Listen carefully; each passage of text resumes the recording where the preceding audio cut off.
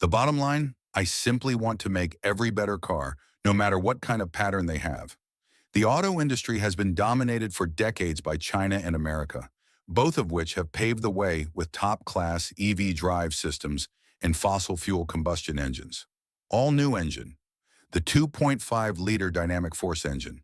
But all that changed when Toyota's CEO Koji Sato unveiled a powerful hybrid hydrogen engine for their next-gen Mirai.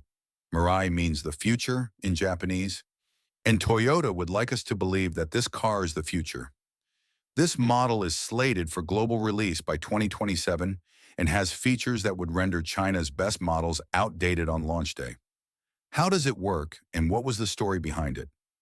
Join us as we unpack Toyota's latest invention that destroys all other car manufacturers. Koji Sato's announcement of the Mirai's upcoming hybrid hydrogen engine has left the auto industry in shock. Toyota is doubling down on developing hydrogen combustion engines. What made the public reveal so shocking was that it came at one of the worst times for the auto industry. As of today, the stocks for all mainstream car companies are plummeting due to government overregulation and the ever-increasing cost of batteries. Unsold EVs are stacking up at various places across the world, and many global supply chains are in chaos. Thanks to these problems, China's dominance in the global EV space is on the verge of collapsing, and the United States is slowly losing its grip on combustion engine exports. It is right in the middle of this mess that Toyota unveiled its latest and greatest invention, and if industry analysts are correct, it is one that could turn the entire market on its head.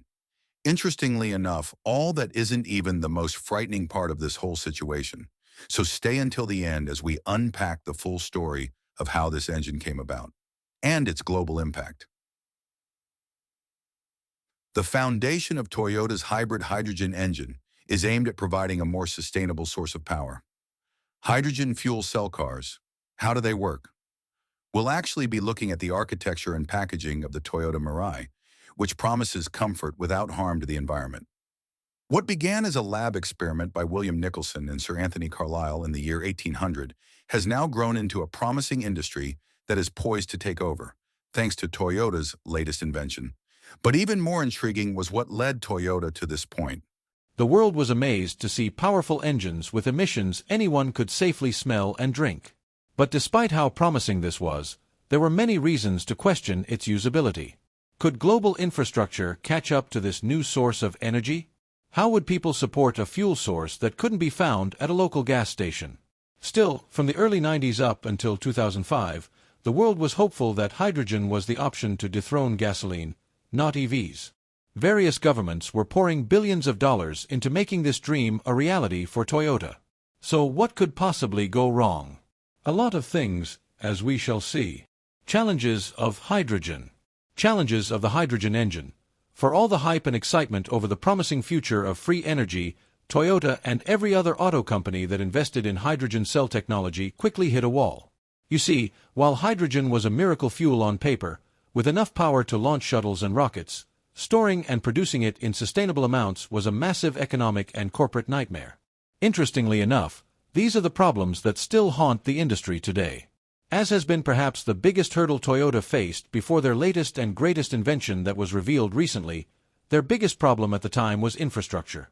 You see, what Toyota's CEO Katsuaki Watanabe failed to realize at the time was that while it was quite easy to build a hydrogen engine, building global systems to keep these cars working was an entirely different ballgame. This is because, unlike gasoline or electricity that relies on cheap and existing systems functioning in almost every country across the world, hydrogen requires new kinds of systems no company has built on a global scale. We are talking about high-pressure pipelines, specialized storage, and refueling stations that could handle hydrogen in the safest way. This is because hydrogen, in its purest form, is much more dangerous and expensive to prepare than gasoline. Building such technologies doesn't happen overnight. And as we shall see, Toyota would have to learn this the hard way.